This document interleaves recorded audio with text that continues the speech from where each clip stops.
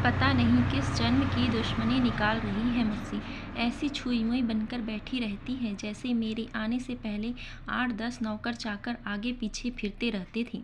थोड़ा बहुत हाथ पैर हिलाने से कौन सा शरीर घिस जाएगा इनका।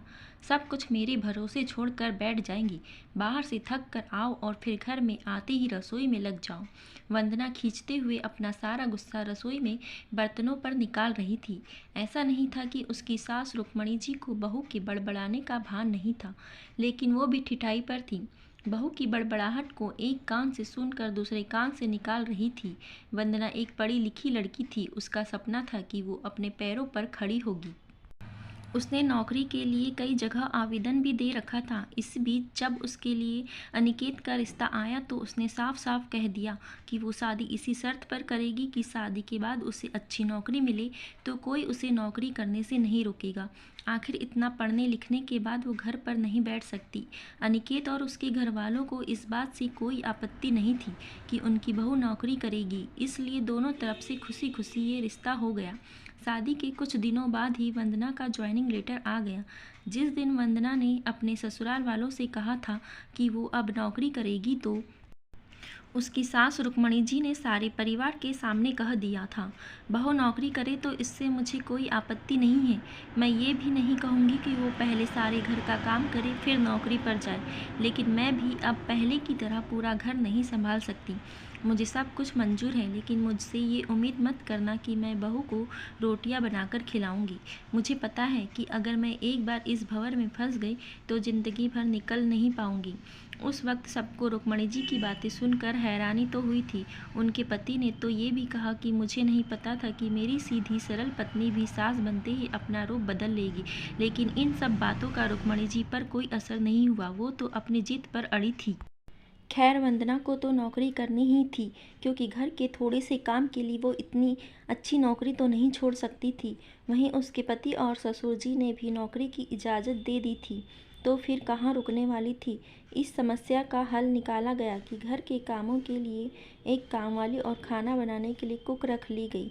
खाना बनाने वाली सुबह और शाम खाना बनाकर चली जाती। वंदना का काम था ऑफिस से आकर बस खाना परोसना।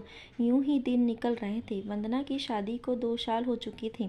अब तो वंदना और बाकी सब घर वालों को इस रूटीन की आदत हो गई थी, लेकिन मुश्किल तो तब होती थी जब खाना बनाने वाली छुट्टी ले लेती थी। ऐसा ही कुछ दिनों 2 दिनों से हो रहा था, जिस कारण से वंदना खींची ऑफिस से आकर रोटियां बनाना उसे बहुत बड़ा बोझ लगता था। वैसे तो रुक्मणी जी इन दिनों में सब्जियां काट कर बना देती थी, लेकिन बहू के ऑफिस से आने के बाद रसोई में झांकती भी नहीं थी। उस समय वंदना को अपनी बैठी हुई सास बहुत चुभती थी। वो बड़बड़ाती रहती और रोटियां बनाती रहती। बाद में अपनी माँ से फ़ोन पर भर भर कर शिकायत करती, जिसके बाद उसे थोड़ा सा सुकून मिलता था। कुछ दिनों बाद वंदना के भाई की शादी भी तय हो गई।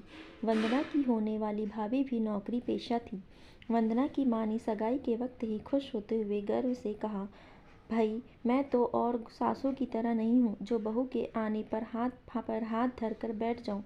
जब अभी तक पूरा घर संभाल रही थी तो अब क्यों नहीं। मेरी बहू को मेरी तरफ से पूरी छूट रहेगी। जब एक माँ अपने बच्चों को रोटियां बनाकर खिला सकती है तो बहू को क्यों नहीं खिला सकती। बहू तुम निश्चित होकर नौकरी करना, रसोई में संभाल लूँगी।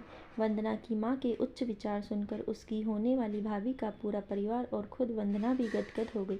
वाह माँ, आप कितने बड़े दिल की हैं। काश मेरी सास भी आपकी तरह होती, लेकिन मेरी किस्मत में ये सुख कहाँ। मेरी सास को तो बस हुक्म चलाना आता है। मुझे गर्व है कि मेरी माँ इतने खुले विचारों की है। अपनी चिड़चिड़ाहट निकालते हुए वंदना बोली। कुछ दिनों में ही वंदना के भाई की शादी हो गई और कुछ दिनों बाद ही वंदना की भाभी ने अपनी नौकरी ज्वाइन कर ली। वंदना की माँ भी अपनी बहू को हथेलियों पर रखती थी। सुबह उसका नाश्ता, टिफ़िन, फिर रात का खाना भी तैयार रखती थी। अपने हाथों से परोस कर सबको खाना खिलाती थी। उनकी बहू भी मम्मी जी करती हुई अपनी पसंद नापसंद बताती रहती थी, जिसे वंदना की माँ बड़े चाव से पूरा करने में लगी रहती। खुशी खुशी दिन बीत रहे थे, लेकिन ये प्रक्रिया धीरे धीरे अब उदासीनता में बदल रही थी। वंदना की भाभी को अब कुछ भी न करने की आदत पड़ गई थी। एक दिन जब वंदना फ़ोन पर अपनी माँ से बात कर रही तो उसकी माँ बस रो पड़ी। बेटा, मैं इतना करती हूँ तेरी भाभी के लिए, फिर भी उसे मेरी कद्र नहीं। अरे, मेरी दी हुई छूट अब मुझ पर ही भारी पड़ने लगी है। क्या हुआ माँ, आप ऐसे क्यों बोल रही हैं? आप तो भाभी का मुझसे भी ज़्यादा ध्यान रखती हैं। क्या भाभी ने आपसे कुछ कहा है? वंदना बेचैन होते हुए पूछने लगी। कुछ क्या बेटा, अब तो सब कुछ वो मुझे ही कहती है। ऑफिस से आने के बाद एक गिलास पानी के लिए भी मुझे आवाज़ देती है। नाश्ते में थोड़ी देर हो जाए तो मदद करने के बजाय गुस्सा होकर यूं ही बिना खाए चले जाती है। आखिर मेरा भी कुछ आत्मसम्मान है या नहीं? मैं तो उसके लिए बस काम वाली बनकर रह गई हूँ। माँ, ये तो बहुत गलत बात है। आप भाई से साफ साफ क्यों नहीं कह देती कि अपनी बीवी की लगाम खींच कर रखे? आप माँ हैं, कोई नौकरानी नहीं। भाभी नौकरी करती है, इसका मतलब ये नहीं कि आप पर हुक्म चलाएगी। गरजते हुए वंदना बोली। किस मुँह से कहूँ बेटा, पहले तो खुद मैंने ही आगे बढ़कर कुल्हाड़ी पर अपना पैर दे मारा, फिर शिकायत किससे करूँ? तेरे पापा ने तो कहा भी था कि बहू को ज़्यादा छूट दोगी तो बाद में पछताओगी, लेकिन मैं ही बड़ाई की भूखी थी जो अपनी बहू को सर पर चढ़ा लिया। एक बात कहूँ बेटा, तू चाहे अपनी सास को कुछ भी कह, लेकिन समधन जी का ये फैसला सही था कि वो बहू को रोटियां बनाकर नहीं खिलाएगी। एक बार वो सबकी नज़रों में बुरी अक्खड़ सास तो बन गई, लेकिन आगे के लिए कम से कम अपना आत्मसम्मान तो बचा लिया। अब ना तो तू उन्हें कोई ताना दे सकती है और ना ही कोई रिश्तेदार। काश मैंने भी शुरू से ही ये घर गृहस्थी की पूरी जिम्मेदारी अपने सिर पर लेने से इनकार कर दिया होता तो आज मेरा ये हाल ना होता। माँ की बातें सुनकर वंदना निशब्द हो गई। भारी मन से उसने फ़ोन रख दिया। बाहर हॉल में आकर देखा तो सास ससुर आराम से बैठकर बातें कर रहे थे। बातें करते करते उसकी सास अपने नाखूनों पर नेल पॉलिश लगा रही थी। तब उसके ससुर जी ने ठिठोली करते हुए कहा कि इस उम्र में तुम्हें कौन देखने वाला है? तब उसकी सास ने कहा कि कोई देखे या न देखे, मैं तो अपने आप को ज़रूर देखूंगी, और मुस्कुराते हुए बोली। पता नहीं आज क्यों वंदना अपनी सास की बातें सुनकर चिढ़ नहीं रही थी, बल्कि वो भी मुस्कुरा उठी।